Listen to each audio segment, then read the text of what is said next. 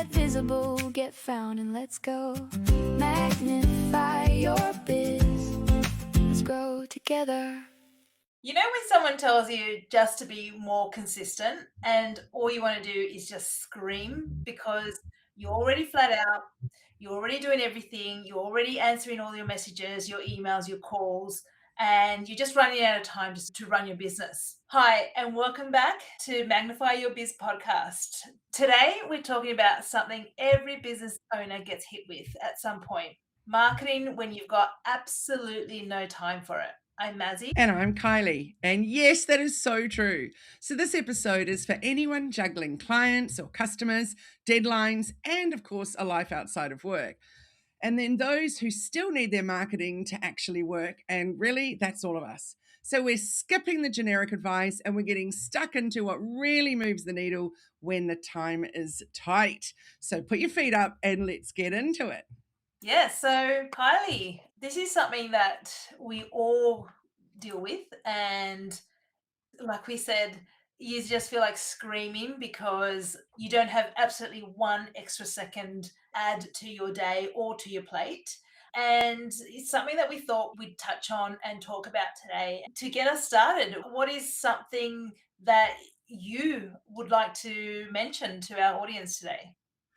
I think one of the first issues is decision fatigue. When you know you should be doing a weekly or a fortnightly or a monthly, or for some, it's a daily newsletter, you should be posting. And some people say post 10 times a day. Some people say post once a week. But then there's so many platforms. So, which platforms are you going to choose to post on?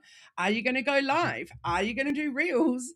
What are you going to do? Are you going to what else? Are you going to do a podcast? Are you going to go live on YouTube? There are just so many things that we should be doing. So I think the decision fatigue is super overwhelming. Throw AI into the mix, and a lot of people are going, oh, I'm just going to get on ChatGPT, the free version, and just get it to spit out some stuff for me. Well, unfortunately, that's what it sounds like too, is literally just stuff that is spat out. So from every new platform, there's another decision, another login, and another thing to actually feel guilty about ignoring. So that's probably the main thing for me, Mazzy, is looking at what is out there and what should I actually, not what should I be doing, what's my capacity? What can I do? What about you?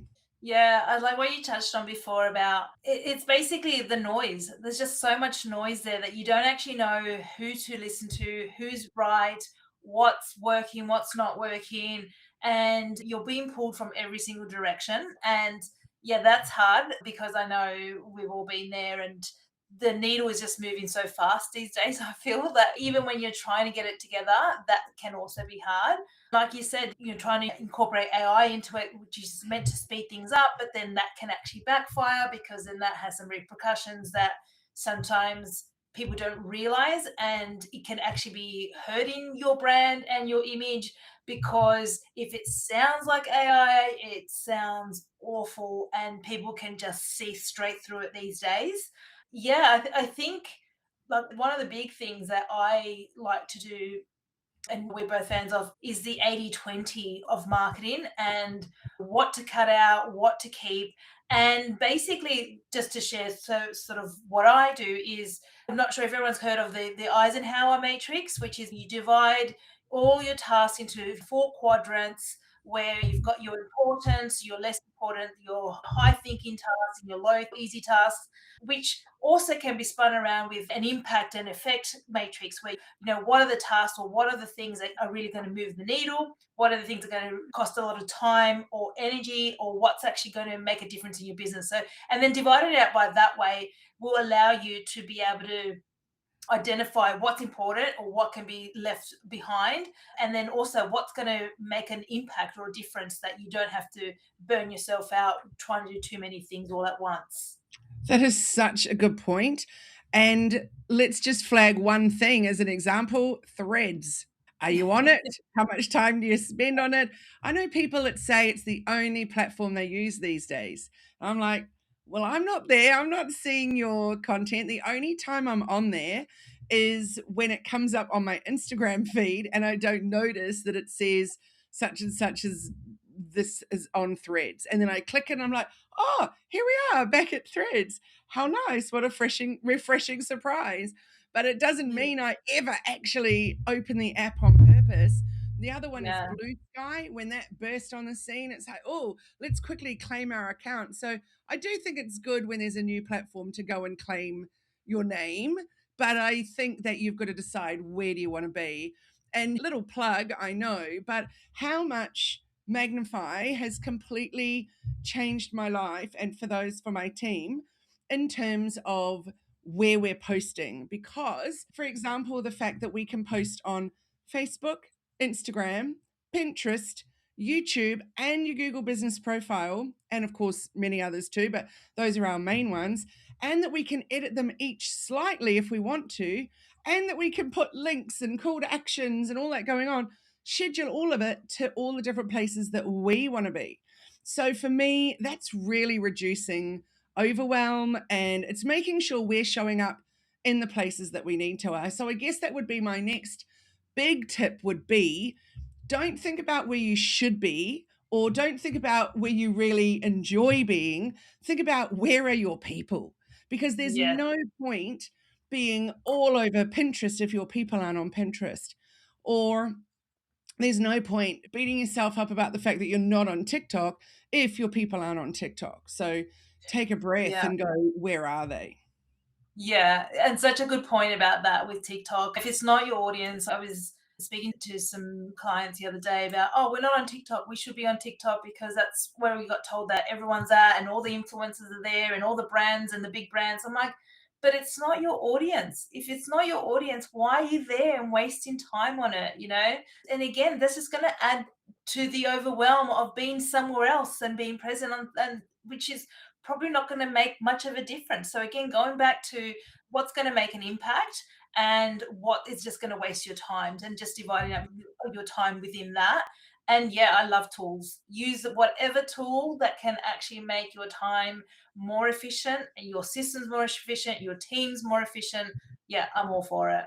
We have had many, many different tools in the past for our scheduling platforms from HubSpot to Poster Plan to you name it. We've tried many, many of them. But then we moved just straight to Better Business Suite because mostly we were posting on Facebook and Instagram, and really we didn't want to reduce the reach by posting from an external platform. But then I realized, but actually, then we're missing out on some places that we really do need to be. Oh, I forgot to mention LinkedIn before too.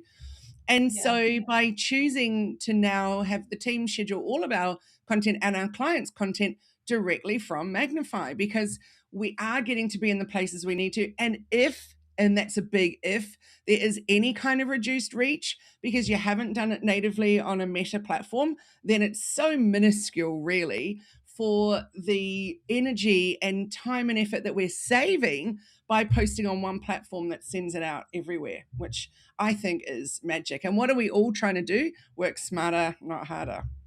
Yeah, exactly, exactly. Yeah, at the end of the day, it's exactly what you said there. It's working smarter, not harder, and just utilizing tools, utilizing shortcut efficiencies, and finding ways that you can make up more hours in your day. So one of the big things that as marketers we do a lot of is batch content.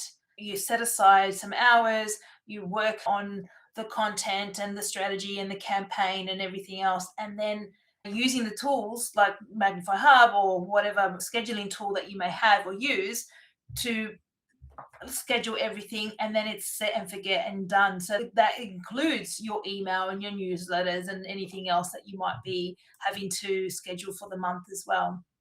Yeah, totally. There's a quick little audit that you can do, and I really like this one. And I particularly use it when I'm thinking about where should I be? Where should I always do this at the beginning of the year, at the end of the year, and often in June for end of financial year. And I just think about where is my time going? Where could I put more effort and energy into? And where could I shuffle a bit of that? Are they coming from, let's use TikTok as an example. Some people say to me, I get extraordinary reach or extraordinary engagement on TikTok. And I'm going, and what does that then turn into? they're like, oh, nothing. They're not really my right audience, but I'm actually getting some good whatever. And I'm like, So at the end of the day, the effort that we're putting in does need to have some kind of results. Even if it is we're just doing it for awareness or the little know, like, and trust factor, we still really need it to turn into results. So I think if you can look at, for example, a guy that just signed up to a 3-session thing with me last week, he said to me, he's been replying to my newsletters for a while and just hits reply and goes, oh, one day when the time's right, I'm going to work with you. But in the meantime, I really enjoy your newsletters. And I'm always like, well, thanks. Hey, so we're just keeping in each other's orbit, really. But then he said to me, I'm ready now, I'm ready. And so he jumped on a discovery call with me and he said, so I know you're the one I want to work with. I've been watching you, listening to you, for ages. And I said, how did you come to be on my email list? And he went, I did a workshop online with you during COVID and way back in lockdown days in 2020. And he said, I've been following you ever since.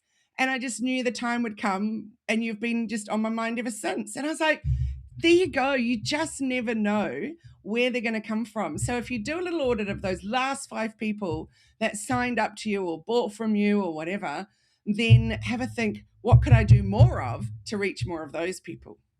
Yeah, I love that. That's perfect. And that's exactly right. The algorithms are changing all the time. And the thing is that it still matters to be showing up than not showing up at all. And if you're, for example, your audience through your newsletter is where you're getting people in, the whole thing, you touched on a couple of things there. Like the whole thing is just to keep being consistent and writing those newsletters and being engaging with that audience that's already on your list, which is absolute gold. And then second of all, with the fact that in today's age, you just touched on it before, he did a course with you 5 years ago, basically, and he's been following you for 5 years. And so don't think that just because you've sent one email or one newsletter or did one post, that's going to be enough. Like you have to keep going at it because people need that repetition and they need to keep building that trust with you for them to be familiar with you. Like, yep, you're the one that I want to work with and you're the person that I really relate to. And your stuff is great and that's why I'm going to work with you. You haven't had to go and spend money on paid advertising for it because you've had that person already in your wheelhouse that entire time. Yeah, absolutely. I think it's also worth mentioning because of that around the perfectionism and that great line that done is better than perfect. And that to me is something I have to say to myself all the time. I'm a recovering perfectionist, and particularly with a background in film and graphic design and stuff. And so I can have a tendency to want things to look absolutely perfect and the writing to be absolutely spot on. But it's very, very important that if we want to be consistent, that we lose the whole it's got to be perfect to make sure that we're actually able to get our stuff out there. Yeah, exactly. That's the thing, that you become paralyzed in that perfectionism as well, because you just think, what are people going to say, or what are they going to think? And yes, being in comms as we both are, it's grammar is important and spelling is important, but at the same time, if you're just too worried and hung up on all of that, all those little imperfections, then you'll never get anything released out there. And so done is better than perfect trumps all the time. And I would rather have a mistake in my newsletter text than I would for someone to start reading it and go, oh, that's just AI. She's just written that with AI. So I feel like being authentic and putting your own voice out there is so much more important if you want to help people to stay connected with you. Yeah, exactly. I want to also touch again on, you mentioned earlier about the 80-20 rule, and there's so many different ways, or you just said 80-20 though, but there's so many different ways you can look at the 80-20. So my favorite, and I mean, like I said, there's so many different ones, but this is my favorite, right? Is that 80% of the time you're edutaining and 20% of the time is when you're selling. So that 80% is a bit of entertainment, a bit of education, because when you think about it, no one goes onto social media to be sold to. People going on social media to be entertained. and to learn something. Maybe they're there for a Facebook group because they're wanting to see, is my soccer game cancelled because it's been raining? And then there's just so many different reasons that we're on there for. But nobody, and I'm sure of this, nobody went on there just for some sales pitches. So if you remember that 80% of the stuff that you're putting out there needs to be edutaining, then it takes away the pressure of how can I word this so that I'm selling this course or selling this product, but it's not sounding too salesy. And yeah, I think you can do it in so many cool ways, like just sharing behind the scenes stuff and telling people why they need something without telling them that they need to buy it. There's heaps of ways that you can approach that.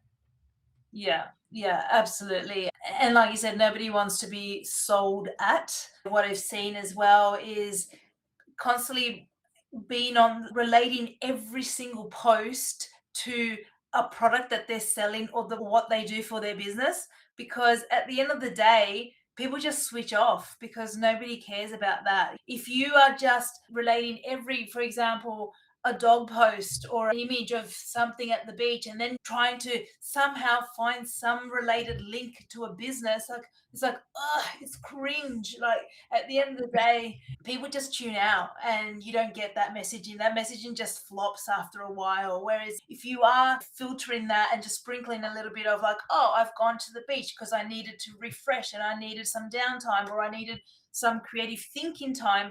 We've all been there. Someone else can relate to that. We've all been there that you sometimes you just go, I cannot think anymore. My brain is just fried. I need to go and sit at the beach or I need to walk my dog or whatever it is. It doesn't have to be related to your business or what you are actually selling, because then it's not authentic if it's always just trying to relate every last little image to whatever you do as your business or whatever you're trying to sell. I so agree. And it's so important that we get to see the personality behind the brand. Yeah. I've got this client that lives on a farm on her own, like she, as a single woman, just doing this whole massive farm life and running this other business on the side where she's creating the product herself.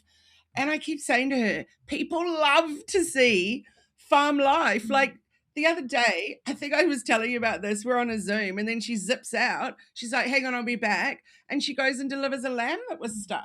And then she just jumps back in and gets back on Zoom. And I'm like, that's so gold. Yeah. It's incredible. And people are buying her product from all over the world and they love seeing a little bit of Australian farm life. It's just Yeah. not something everybody gets a glimpse into. So sharing that, that's not trying to sell a product. That's just being entertaining. Yeah, and yeah, and it's sharing. it's real people life love. things, and it's I'm not going to say it's not a struggle, but it's something that you all have to go through. Like you might be going, right, today's going to be my work planning and content day, and you're just going to dedicate 4 hours to this, let's say, for example. And then you get this emergency phone call and something's just basically blown out the whole plan out the window and you just got to roll with the punches. And if you've then had to then, like, you can then turn that into a post and not be salesy and just say, oh my gosh, my planning day's gone out the window, and make it conversational or make it authentic and real, because that's real life that we all go through. So yeah, that's, I guess, our little diatribe for the day. For sure. And I think I would like to finish off with one thing I need to say, which is I'm really disliking the new Facebook update, which is, and not everybody's got access to it just yet, but I think we all have to rethink our strategy, because now, for those of you that have got it, when you open up Facebook, instead of it going to your news feed, it goes straight away to your Reels feed. So it's basically just become another TikTok.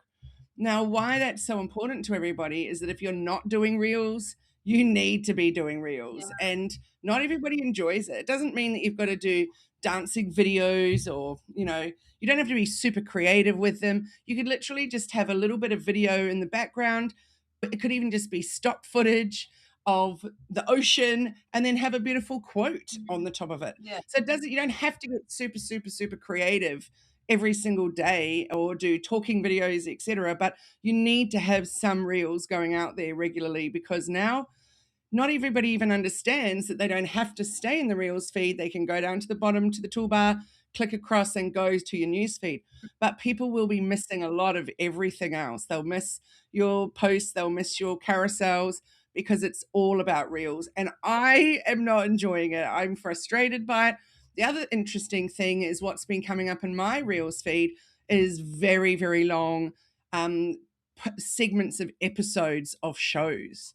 And it's like, oh, that's not why I'm on Facebook. So, yeah, we've got to start thinking about our strategy, what we're putting out there. And yeah, I feel disappointed because it's just yet another step in that TikTok direction, which isn't why people signed up to Facebook in the first place. Yeah, agreed. It hasn't appeared on my one just yet, but yeah, I'm sure it's coming. If it's being rolled out, yeah, it's just look out. And then and like you said, once again, the strategies has changed. Only a couple of months ago, it was saying reels are out, carousels are in, and do you create carousels? And now it's like back out again. So it's like, yeah, it's like fast fashion.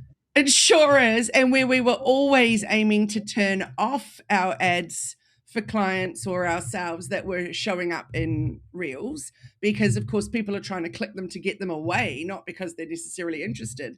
But now we need our ads to be showing up there in the reels feed, because otherwise, if people aren't clicking away from the reels feed, that's where they are the whole time that they're logged on. Yeah. So yeah, it's a pretty big and shocking one, that's for sure. And I'm kind of hoping it doesn't last, but who knows? As you know, the only constant in life with Meta is change.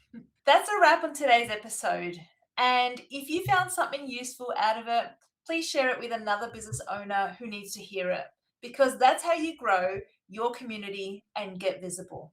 And if you're not listed in there yet, then get into the Magnify Your Biz directory, because it's time to start showing up where your clients are searching. Until then, keep showing up and keep growing. Find your people and let your business flow. Magnify, magnify, get visible, get found, and let's go. Magnify your biz. Let's grow together.